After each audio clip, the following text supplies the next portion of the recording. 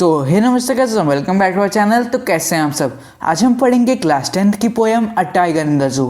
और वीडियो को एंड तक देखिएगा क्योंकि लास्ट में इंपॉर्टेंट क्वेश्चन भी बताऊंगा जो बोर्ड्स में आ सकते हैं। इस पोएम के पोएट हैं लेस्ली नॉरिस। इस पोएम में पोएट ने जू में रहने वाले टाइगर और नेचुरल हैबिटेट में रहने वाले टाइगर को कंपेयर किया है। He stalks in his vivid stripes the few steps of his cage on pads of velvet quiet in his quiet rage। First stanza में पोएट टाइगर के अपीयरेंस और जू में जो वो डेली मूवमेंट करता है उसके बारे में बताते हैं।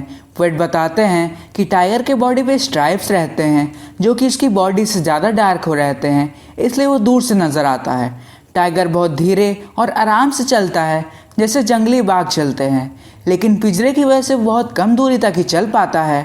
टाइगर के पंजे को वेलवेट से कंपेयर किया गया है, जैसे वेलवेट यानी मखमल बहुत मुलायम होता है और अगर आप मखमल पे चलेंगे तो आपके चलने की आवाज़ नहीं आएगी, वैसे ही जब टाइगर चलता है तो उसकी चलने की आवाज़ नहीं आती है। ऐसा लगता है कि टाइगर काफ़ी शांत है, लेकिन वो अंदर से बहुत गुस्सा है क्योंकि वो अपने नेचुरल हैबिटेट में नहीं रह रहा है। He should be lurking in shadow sliding through long grass near the water hole where plum deer pass. Second stanza में पोएट जू में रहने वाले टाइगर के बारे में बताते हैं कि एक्चुअल में उसे कैसे रहना चाहिए।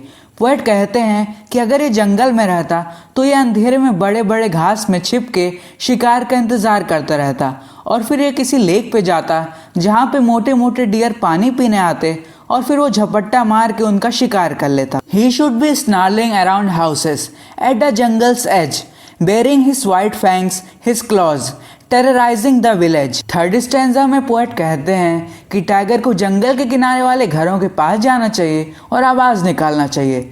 वो कहते हैं कि टाइगर को अपने सफ़ेद नुकीले दांत और पंजे दिखा के विलेज के लोगों को डराना चाहिए। But he is locked in a concrete cell, his strength behind bars stalking the length of his cage ignoring visitors. Fourth stanza में पोएट कहते हैं कि टाइगर को कंक्रीट के सेल में बंद करके रखा गया है और उसकी सारी ताकत पिंजरे के अंदर है।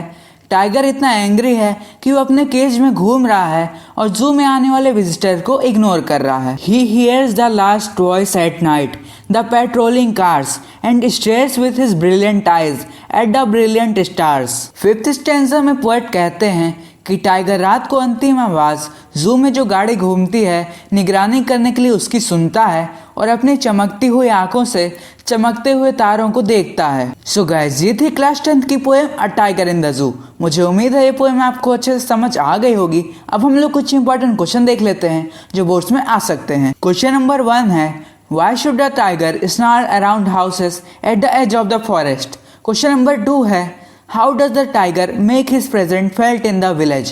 Question number 3 है, Where should the tiger have been according to the poet? So guys, ये कुछ important question है जो कि 2012, 14 और 15 में आए हैं। तो अगर ये वीडियो आपको अच्छी लगी तो इस वीडियो को लाइक करने के साथ साथ चैनल को सब्सक्राइब जरूर कर लीजिएगा।